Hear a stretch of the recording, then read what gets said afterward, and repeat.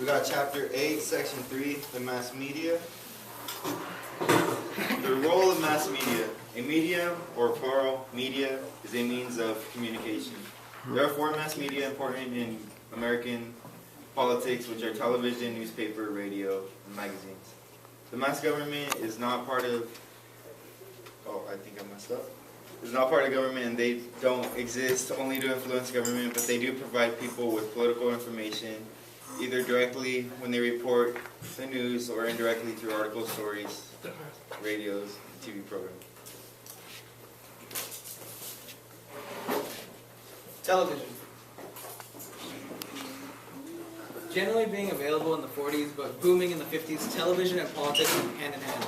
In the 60s, TV replaced newspaper as the primary source of political information for a majority of Americans. CBS, ABC, and NBC all dominated TV in its infancy, but their audience has been declining in recent years due to a couple factors. Independent broadcasting groups, cable broadcasters, and the public broadcasting system. Today, the average household consists of 2 or more TV sets per household.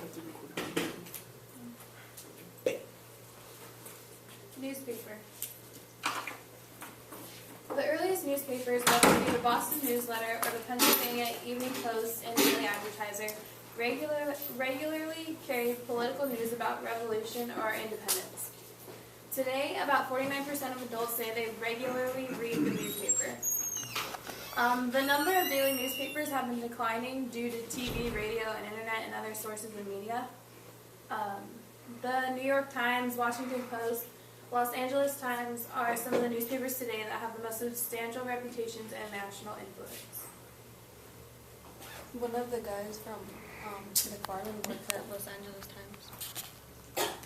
Oh. Okay. Do you guys think that's cool? Not your shoe size. The radio existed in 1920 with the presidential election returns being broadcasted on November 2nd that year. Millions of Americans had radios by the late 20s and early 30s, with major networks such as NBC, CBS, ABC, and Mutual Broadcasting System being in operation. By the 30s, the radio had become a major entertainment medium, with people planning their schedules around their favorite programs. The radio was able to provide coverage of important events and expose Americans to politics like never before. Many thought that television would be the end of the radio, but it continued to strive as it was convenient for those who could not watch TV, such as those in a car or even at work.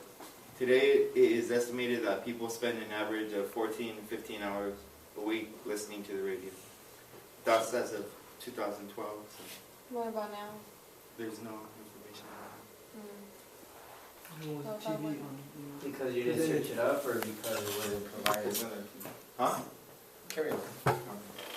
Today, most radio stations spend little time on public affairs, with few minutes being spent on news. Though there are stations in larger communities that are devoted to news 24 hours a day. Magazines. Magazines have been around since the 1700s. Benjamin Franklin created one of the first in 1741, the General Magazine. The first political magazines, Harper's Weekly and Atlantic Monthly, appeared in the 1800s. In the 1900s, most published magazines focus on literature and social graces. Today, there are around 7,240 magazines published in the United States. Many of them focus on people with certain interests such as golf, guns, or even cooking, though there are some such as Time, Newsweek, and U.S. News and World Report solely dedicated to politics and real-world issues. Nice. The media and politics. The media play a significant role in American politics, and its influence can be seen most in 2 areas: its public agenda and electoral politics. The public agenda. The public agenda, or the public agenda, the societal problems that the nation's political leaders and general public agree need government attention is largely shaped by the media. The media determines what matters we'll talk about by reporting on certain issues. They have the power to focus people's attentions to certain matters by emphasizing certain things and downplaying others. They don't tell people what to think, but they tell people what to think about.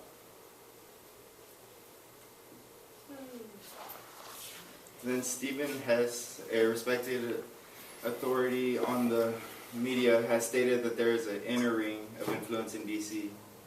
And there are ABC, CBS, NBC, and then for newspapers there's New York Times, Washington Post, and Wall Street Journal. And magazines, there's Times, Newsweek, U.S. News and World Report, and most recently there's CNN, MSNBC, Fox News, Reuters, and USA Today joining the group. Electoral policies. The media has great importance in electoral politics as, for example, the television has made many candidates running for office less dependent on party organizations to reach their voters. How a candidate is viewed can also be dependent upon the media, which affects voting behavior. Candidates and managers are aware of this, so they take advantage of this and are able to manipulate the media to take their advantage. Campaign managers are aware TV news programs air stories 2 minutes or less and feature people doing something interesting, which is why newscasts with candidates are sound bites. Snappy 30 to 45 second reports staged at important locations. Limits on media influence. The media may not be as powerful as it seems. This is because there are factors put into play that limits the media's power. For one, 10% of those who can and 15% of those who do vote are well informed on candidates and issues. Only a small percentage of the public understands what the media has to say. Second, people are selective about the information they consume. Those with the Democratic Party are unlikely to listen to Republicans and their views and vice versa. People generally only pay attention to those with the same views. Next, television and radio only report what their news editors say and skim the news. What appears on newspapers also generally depends on the consumer's interest. Are there any questions? Does it look like there's any questions? That's my answer. I'm joking, I'm sorry. Can you sum up everything I you've mean, if said, it means please? that, no, actually no. What's there to say? Can you guys sum up everything you said? Do you guys think it's right for the television to be getting in on the public's political, what's the word I'm looking for, interest? Do you guys think it's right for them to actually like cover all the candidates and all that? It reflects what the public interest is. But like your guys' opinions, like that was your. I don't know whether or not like it's generally right. I don't say that it's right or that it's not right, but it does reflect some of people's opinions. Someone No, said you're right, some it's necessary. There's no white word. It's not necessary. It's not really necessary either, but it's just if that's like how many of you guys pay attention to like political campaigns? Do you guys see the Soccer. commercials and all that? Nah. So you don't pay attention to it. Therefore, you don't really think it needs to be on there. But say somebody who cares about what's going on, who to vote for, like all the people running. Of course, they're gonna want it to be on. Do you think they're ever misled though? We have plenty of time to do this way. Soccer. Anybody else? Questions? Yeah, do you guys believe that the fact that mass media is mostly produced by large corporations affects the kind of information that is disseminated from? So that's good. I don't care.